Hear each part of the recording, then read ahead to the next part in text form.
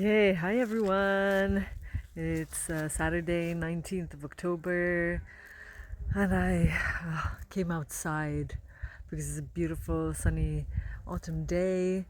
And yeah, it's so easy to get stuck inside with all the things that one should do. And I'm becoming more and more grounded in the awareness of how important it is to come outside, to stop for a little while, to breathe, to feel the sun on your face, on my face, hear the wind rustling through the few leaves that are left in the trees. As you can see in the background, is quite bare. Um, and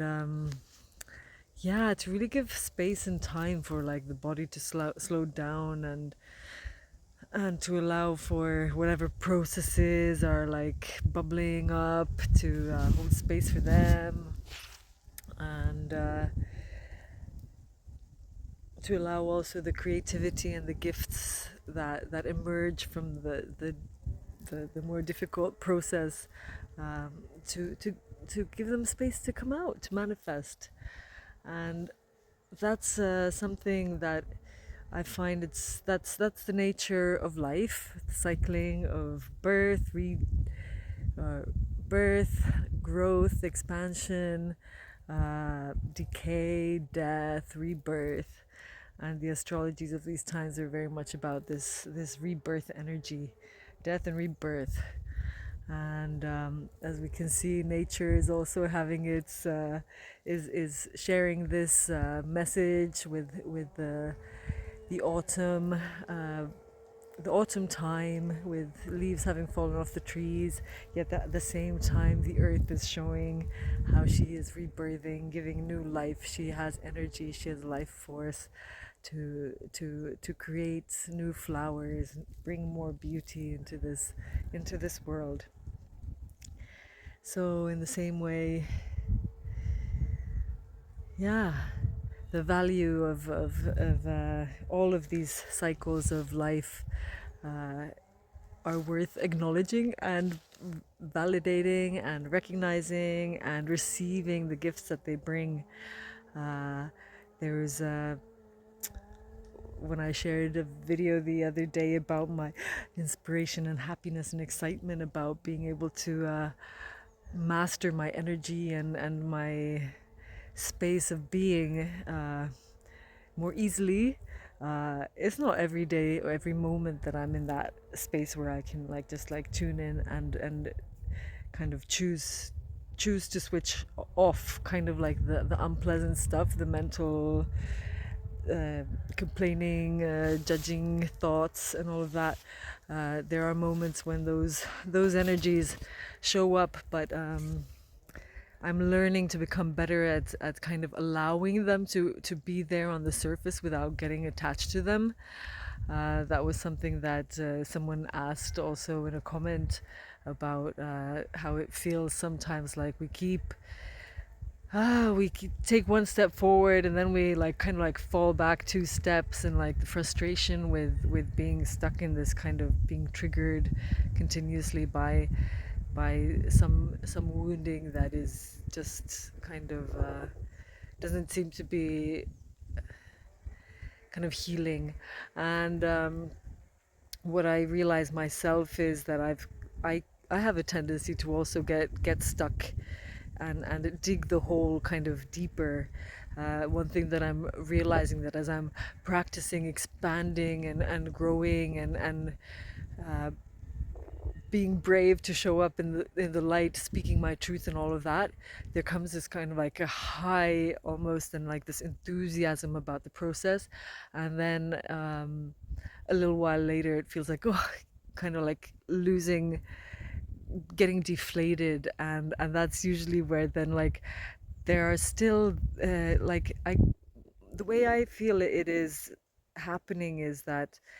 the expansion kind of pushes the limits, and and we grow and we expand and then there's still, it kind of like breaks the crust, kind of like, if you have like a wound with a crust on it, that it kind of cracks it open and it hurts, and then it feels super sensitive, and then it's easy to then get like sucked into this, like, oh, why did I do that, or that was not a good idea, and just basically because we feel uncomfortable with the pain that it's bringing up to the surface. But the new skin under that scab needs like space to breathe. It's important to like that it cracks open. It's not something that one should be afraid of. It's part of the healing process that it comes off. So in the same way, like when there are those moments after like feeling high and elated and excited, to also embrace and accept that it's part of the journey and the process to kind of feel like we're relapsing. And can we in that moment, like instead of choosing to judge ourselves for having failed or done things wrongly, that can we just take that opportunity to like slow down, be more available for ourselves, uh, practice whatever we need so that we can like slow down and like tune in to what it is that is needing our attention in the moment, instead of like blaming whatever it is that is making us or seeking kind of something to blame for how we're feeling, because it's all passing and it's temporary. Sometimes these processes take longer, sometimes they take a shorter time, but usually the more kind of we can allow ourselves to open and accept and allow ourselves the time to have whatever process is coming up, while at the same time not getting attached to it or get involved in it by by trying to analyze it or find reasons or justify whatever or try to fix it, then usually like there will be some very interesting revelations and insights that show up, and then we can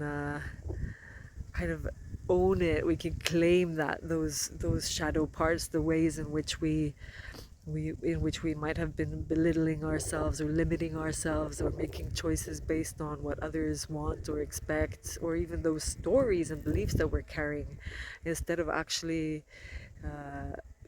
making the choices from like an authentic, heartfelt space.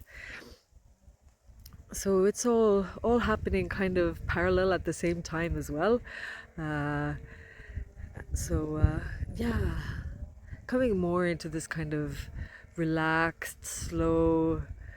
space mode is part of the journey, especially if we want to jump off the kind of hamster wheel of overdoing and overachieving, which often comes from this kind of mental programming and patterning that by doing we will achieve and get what we want. But it's in my understanding of how I'm seeing these energies kind of manifesting in my life, is that by trying and doing, I'm actually not really getting where I'm thinking that I want to go, and instead uh, learning to get really clear on what it is that I want, and then making space for that, making choices that are in alignment with what I want, to prioritize my dreams, my needs. And that doesn't mean that I'm not available for anyone else, but when there's a choice or when I have a need that needs to be taken care of, that I prioritize that. And then when I am feeling more expansive and abundant and I have more to share, then I'm available to also give and share to others. Yeah. So I guess that's something that's been kind of moving through me. Uh, yeah, learning how to be grateful also for those spaces when it's difficult, when one gets triggered, instead of judging it as something that's wrong with us, that it's actually an opportunity to take some time for some self-love, putting ourselves first, because it's like when we learn to connect with that compassionate self-love energy, then it makes everything else much easier, and we're able to meet the world also more less judgmentally and more acceptingly, allowingly, more openly, more lovingly. Then we don't create so much kind of conflict and friction and yeah. So it's a work in progress. I don't know. It's probably might go on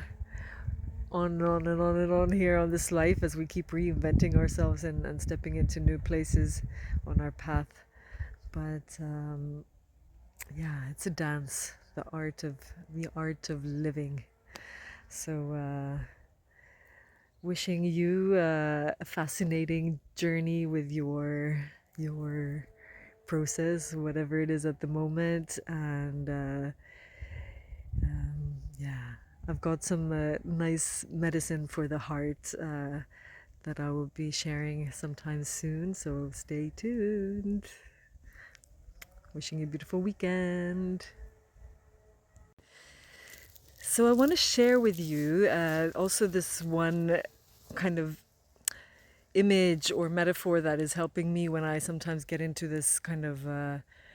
when I notice that I'm in a negative mental loop and have these kind of thoughts that are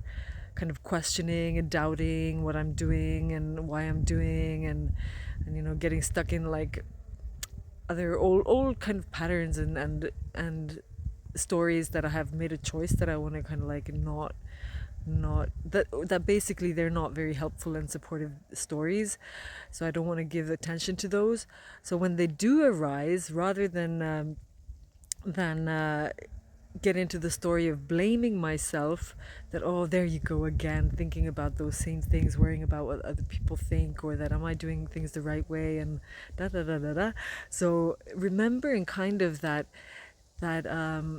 those stories and beliefs that we've had, they're kind of like an imprint inside us, and after we choose to let go of that imprint, they're still kind of present there. I was watching, so like a really concrete example for me was like, while I was watching a YouTube video,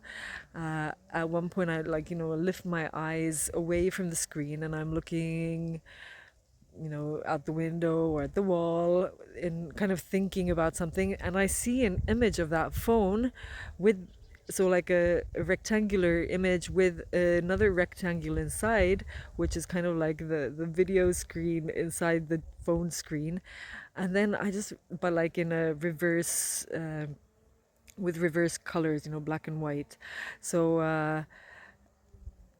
that is just like reminding me that, oh yeah, these thoughts kind of, it's like when I choose to release one of my limiting beliefs, then the kind of the imprint, it's still kind of there, and it takes a little while for it to kind of fade away. It's still there and it'll fade away, but just that really helps me to not get like fixated on it or to give it too much attention, and instead like, oh yeah, it's just like the kind of ripple effect of this process, and I can just like instead choose, okay, what would I like to do now that would make me feel better, or is there something that I have here to understand still, uh, that I can give my attention to, rather than giving attention to that kind of belittling story that seems to show up sometimes. So yeah, I don't know if you have something like that, or if you have any other ideas of how you normally recognize, or what is the way that you switch off that negative self-talk, that programming that kind of sometimes gets stuck on repeat. Love to hear any inspiring stories you might have to share. So you can feel free to put something down on the comments if you want to share an insight. Yeah.